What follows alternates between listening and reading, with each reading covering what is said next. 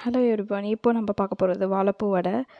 So இந்த வாழைப்பூவை யூஸ்வலாக நீங்கள் எப்போதும் போல் எடுத்து வச்சுக்கோங்க.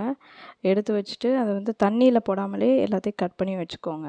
அதுக்கப்புறம் ஒரு 4 வெங்காயம் தேவைப்படும். 4 வெங்காயம் கட் பண்ணி வச்சுக்கோங்க. ஒரு 3 பச்சை மிளகா, இல்லைன்னா காரத்துக்கு ஏற்றாப்புல 4 பச்சை மிளகா கூட நீங்கள் எடுத்து வச்சுக்கலாம். கருவேப்பிலை, கொத்தமல்லி எல்லாத்தையும் அரிஞ்சு வச்சுக்கோங்க. ஸோ இதுக்கு நம்ம யூஸ் பண்ண போகிறது கடலப்பருப்பு நான் 200 கிராம் எடுத்திருக்கேன். 200 கிராம் எடுத்துகிட்டு அதை நல்லா ஊற வச்சுட்டு அதுக்கப்புறம் மிக்ஸி ஜாரில் போட்டு அரைச்சிக்கலாம். நான் இதை வந்து 2 டைம் போட்டு அரைச்சிருக்கேன். ஸோ ஃபஸ்ட்டு டைம் வந்து நார்மலான கடலப்பருப்பு போட்டு அரைச்சிட்டு செகண்ட் டைம் கடலப்பருப்பு போடும்போது அதில் பட்டை,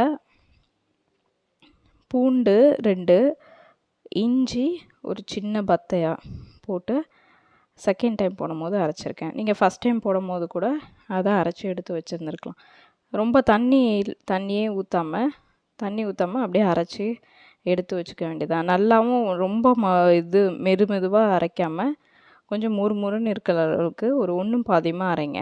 அரைச்சிட்டு நம்ம எடுத்து வச்சுருக்க ஆனியனு, வாழைப்பூ அரிஞ்சு வச்சது எல்லாத்தையும் அதில் மிக்ஸ் பண்ணிவிட்டு பெருஞ்சீரக தூளையும் அதில் மிக்ஸ் பண்ணி நல்லா கலக்க வேண்டியதான். உப்பு தேவையான அளவு போட்டுட்டு நம்ம வடைக்கு எப்போதுமே இந்த மாதிரி உருண்டையாக கொஞ்சம் பிடிச்சி வச்சுட்டு அதுக்கப்புறம் நம்ம வடை போடுறதுக்கு முன்னாடி இந்த மாதிரி வந்து தட்டி ஈஸியாக ஆயில் நல்லா காஞ்சதுக்கப்புறம் நம்ம வடையை போட்டு எடுத்துட வேண்டியதான். இது ரொம்ப ஈஸியான வடை.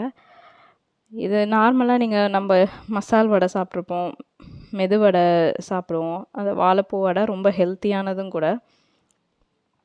இதை நீங்கள் வந்து ஒரு வாட்டி செஞ்சு பாருங்கள். குழந்தைங்களுக்கு வாழைப்பூவை இந்த மாதிரி செஞ்சு கொடுத்தா விரும்பி சாப்பிடுவாங்க. ஸோ ட்ரை பண்ணி பார்த்துட்டு எப்படி இருக்குன்னு சொல்லுங்கள். தேங்க்யூ.